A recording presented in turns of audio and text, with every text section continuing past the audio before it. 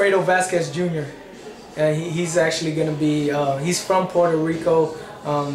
The city we're going to be at, he's actually from that city also.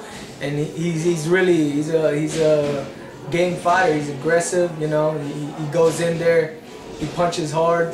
So you know, a lot of people think that, you know, he's gonna come out victorious, but we feel the opposite, you know. Because the way Marvin's looking right now, he's looking really prepared. So it's gonna be definitely a action fight, full-fledged action fight. So it's gonna be great to watch. Kay Marvin naman, ganito rin. Alam kong magaling din yung kalaban niya, pero hindi kami pumunta ng stage para lang magpatalo. Kaya ito, alam ko na 100% na si Marvin ngayon. Hindi kagaya dati nung pumunta kami ng Canada na talagang alanganin ako magsalita. Pero ngayon talagang magandang pinakita sa akin ni Marvin. Sa palay ko wala naman kasi yung promoter naman hindi yung nagpo-promote ng laban na yan hindi, ano yun siya, parang neutral. Kasi si Vasquez is promoted by Tuto Zabala o Florida.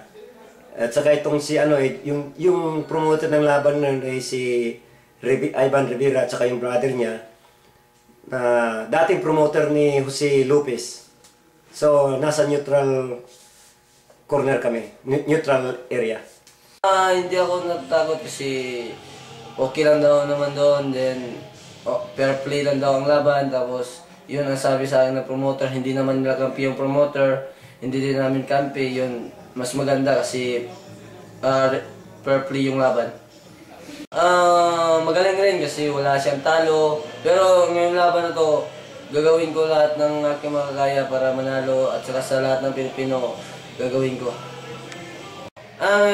Diyos lang nakakaalam kung sino mananalo sa amin dalawa. Yun. At saka sa lahat ng Pilipino, sabayan niyo po ako sa pagdasal, at saka na manalo ngayong laban na to, at saka yun lang po. Salamat po.